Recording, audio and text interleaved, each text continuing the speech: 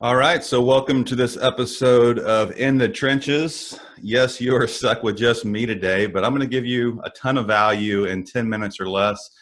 And today we're talking about tips to maximize your virtual technician training. And, I've been doing a lot of technician training over the past 2 months, been a part of a lot of virtual technician training.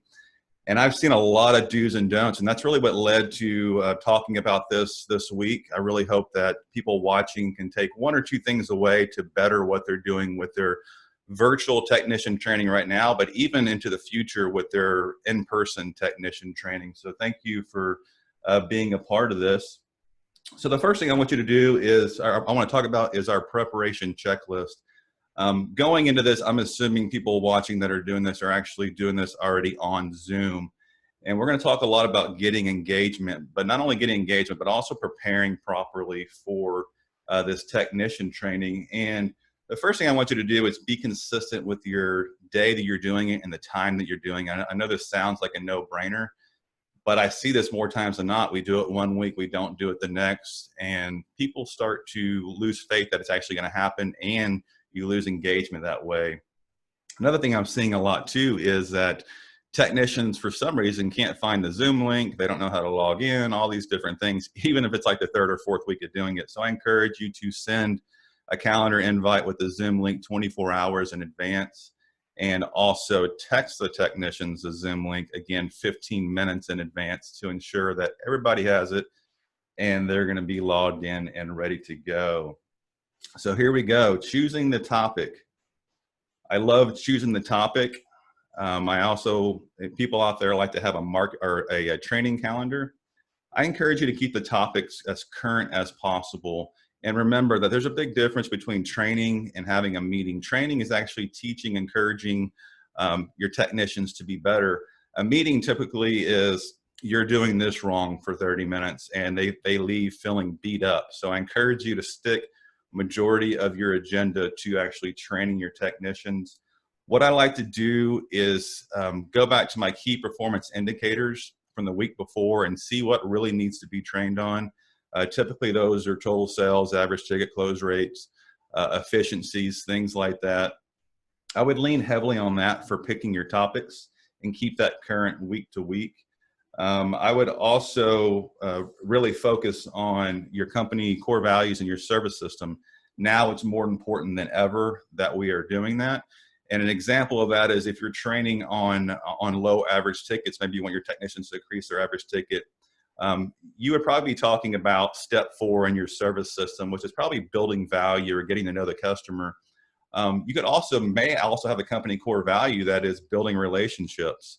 And so you can take your training and you can directly show them what part of the service system it applies to, but also you can show them a core value that it relates to. It really brings that training full circle and adds a ton of value for the people watching. The next thing I would encourage is to set up a PowerPoint, and something simple is great. Remember, it's not about how pretty it looks, it's really about the content that you get. And if you're a business owner or service manager and struggle with that, ask somebody in your office to do it. There's always somebody there that's better than you. So I encourage you to outsource that. The next thing that I see as a big benefit is role playing your session. And I mean role playing the day before, getting on a Zoom link with a coworker and going through your slides. That's very important in being prepared for your training and knowing that everything is going to work properly for you. So without any further ado, I'm going to jump into the agenda, and I'm just going to tell you an agenda that I know works really well. And I'm going to go slide by slide. This agenda I'm going to share is only going to be 8 slides. So, and I'm also going to post this on a link so you can get all the notes from this show if you're wanting to take some more things away from this. But the first slide I would focus on is showing the agenda.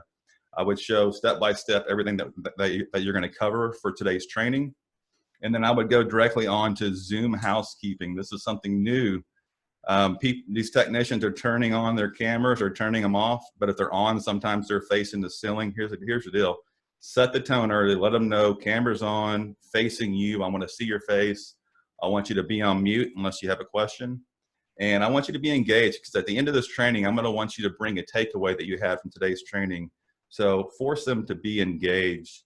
And then slide 3, I want you to focus on positive focus. People love leaders that are real. They also want leaders that are positive. Get your team engaged. Call on each individual person. Keep it simple. It could be, I had a great breakfast, but do a positive focus. Flowing into slide 4, I want you to focus on your company core values. This brings your culture full circle. It also gets engagement with your team. I want you to spend about 10 minutes here max. Get different people from your team to talk about them, why they're important, what's their favorite. All those things are great.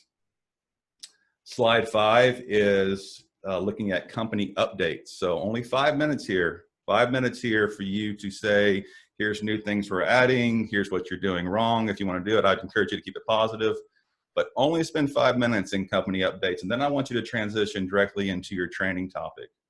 And so in the 60-minute agenda, you have 20 minutes for your training topic.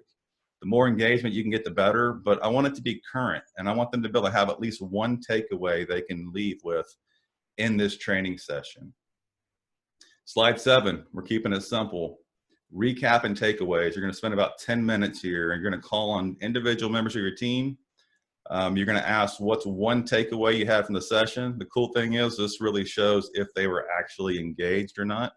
So it's always fun to call on people and see what their takeaway is. Because at the end of the day, if we bring like 5 training topics to our training, they're probably not going to get anything. So I encourage you to only have like 1 or 2 training topics max anytime you ever do training. And then slide 8 is just concluding your training, which it's always good to end on a positive note. So I encourage maybe to post a positive motivational quote of some sort, or a motivational video is always a fun way to end it. And that's it. So that's 8 slides to creating an awesome virtual technician training. Hopefully this helps you out. Remember that if you are a company that's using this time as an excuse not to train, your competitors are getting ahead of you, because people out there are doing this and now they're doing it really well. And they're going to be ahead of the game when all these markets open back up. So if you have any questions on any of this stuff I covered today, you can reach me at Dan@BuiltForTheTrades. If you don't have company core values or a service system, you want to learn more about that, feel free to reach out to me. I will post the notes in detail here on this video link. But if you have any questions or comments, feel free to just comment in the boxes below. Thank you all for watching. Have a great day.